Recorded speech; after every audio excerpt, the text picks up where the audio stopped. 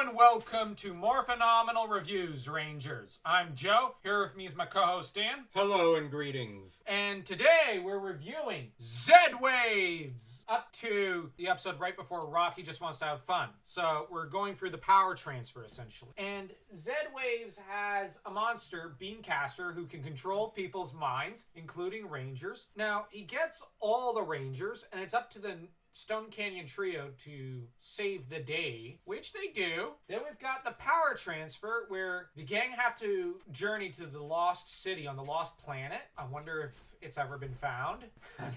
In the lost galaxy. I'm pretty sure it is in the lost galaxy, which is really cool. It's a reference to your favorite season.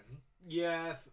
And this planet is apparently rife with artifacts and energy from the morphing grid, with a giant pyramid and some sort of force field, I think, powered from the pyramid that's floating atop the lost city, and with the sword of power, which can transfer energy and power from one individual to the next. And Zedd unveils his great Zord, Serpentera, upon the universe, a new weapon of mass destruction that could wipe out a planet. And the thing is, he uses it to do just that.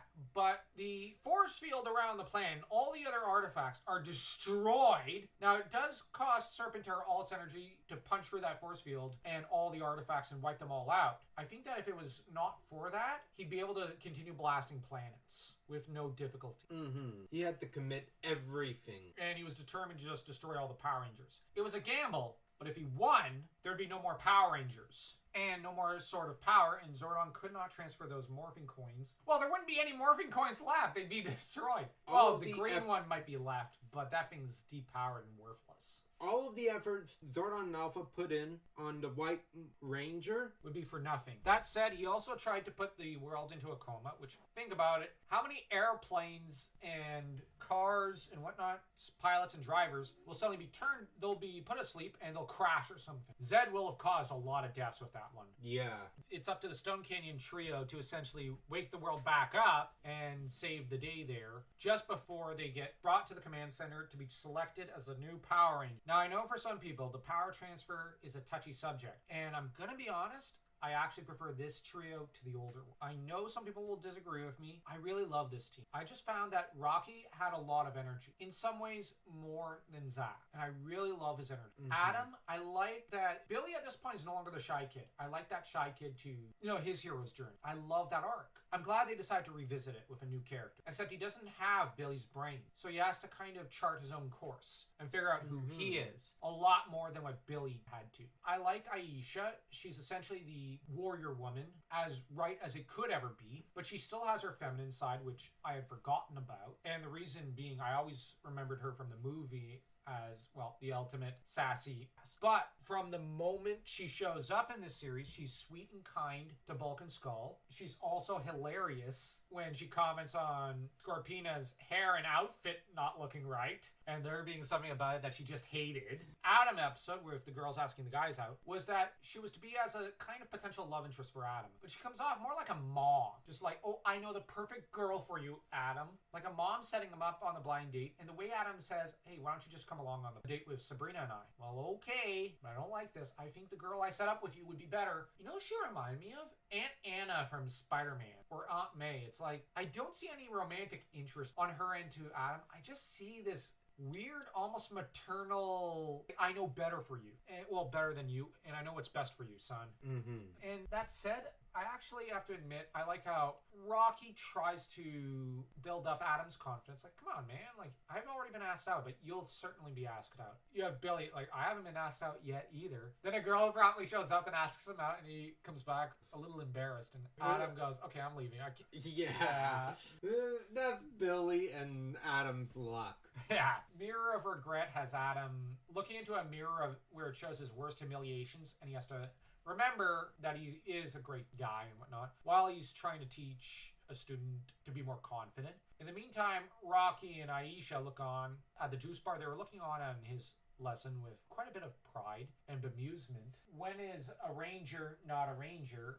This episode, Bulk and Skull save the team, and it's every bit as cringy as what I might imagine. You've got, in these episodes, what's interesting is that Aisha does not treat Bulk and Skull like they're idiots. She seems to genuinely treat them like they're little kids, or she actually genuinely likes them. Mm-hmm. And it's a fascinating thing, because you also see on Bulk's end, there's a huge crush on his end towards Aisha. That was a piece of nuance that I hadn't noticed before, and I noticed on our previous watch through, but now I'm finding it very obvious. It's weird because in Bulk and Skull, and even Billy, I've noticed, are not seen as men by Aisha. It's not that she regards them as inferior, it's just she treats them like kids. Yeah, and like friends or brothers. My thoughts on the power transfer is very interesting, because I did enjoy the previous team. I could tell by the end of it, Walter Jones wasn't showing the same energy. He was tired. He was tired. And he wasn't paid enough. He was irritated. The Zach we remember from early on in the series, he was so fun, but by now, Austin St. John is not impressed with his lack of pay. Mm-hmm.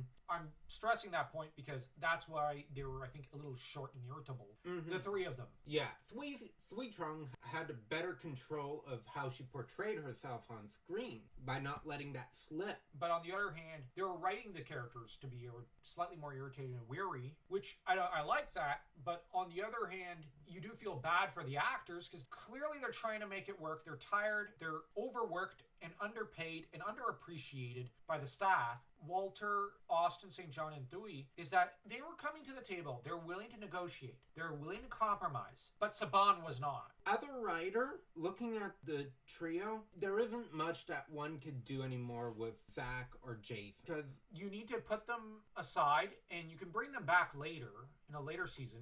Yes. Trini, they didn't get the opportunity to explore her as much. But at this point, however, the Stone Canyon trio, it's a fresh batch. They bring a lot of energy. And the energy is very infectious. I'm just arguing with Zach and Jason, you need to put them aside for a while and bring them back in a later season. That I think would be necessary. That's what I would do with them. Bring them back. Let's rate each of these episodes. Zedd Waves, I'm going to be honest, this one's a 3 for me. I really like this. Yeah. One. I really like this one. Because we get to meet new characters. Well, we already did, but they get to come out and prove themselves worthy of the power. We're transitioning, and we're not being, boom, there, new guys. They're introducing slow. They're getting people warmed up to them. Exactly. Power transfer, I'm actually going to be honest, guys. I'm sorry. There have been bad power transfers, see the Turbo movie, where no respect was shown to any of the characters. Justin and Rocky got no respect. I would even argue the Turbo power transfer was not well done. This is the best power transfer there's ever been. I'm going to be honest, this is one of my favorite sets of episodes. I love Serpentera. I love the lore attached to Serpentera. I love the power transfer. The way it's written, it's really well done. Both Zordon and Lord Zedd are escalating. Yeah, and I love every bit of this. This is a 4. Agreed. I can't imagine how you can improve on the writing of that episode. Goldar's Vice Versa, I'm going to say is another 3. Mirror of Regret, I'm going to say is a 2.5. 2 3/4. You really enjoyed it. Yeah, I like it when a character has to not just relive their past traumas, but overcome them. It's a coming of age. Yeah. And I love coming of age stories. When is a ranger not a ranger? I'm going to say is a 1. I just like the chemistry between Bulk and Skull and Karen Ashley. Even Steve Cardenas. I love the chemistry. I love Bulk and Skull being made to look fools. And I like that they're getting more respect from the Rangers. They're becoming part of the team in a way. And I don't like them rescuing the Power Rangers, but I like the chemistry more now. All right. I still have to give it a 1 because I really would have liked an Aisha episode here. You're right. Those two do need a bit more respect, but they shouldn't have had their own episode. The thought of Bulk and Skull rescuing the Power Rangers is like... From a scatterbrain monster. I don't know what you rated, what you're going to rate the When is a Ranger Not a Ranger. 3/4 star. I get that. Normally I'm harsh on you when you rate it lower than me, but I get it. I only rated it a 1 because every episode of this season I generally have a soft spot for, in some lesser or greater capacity. Don't forget to like the video. Tell us what you think of each of these episodes and of this review. Smash the subscribe button like your Tommy Smash kicking. And remember, Rangers, may the power protect you.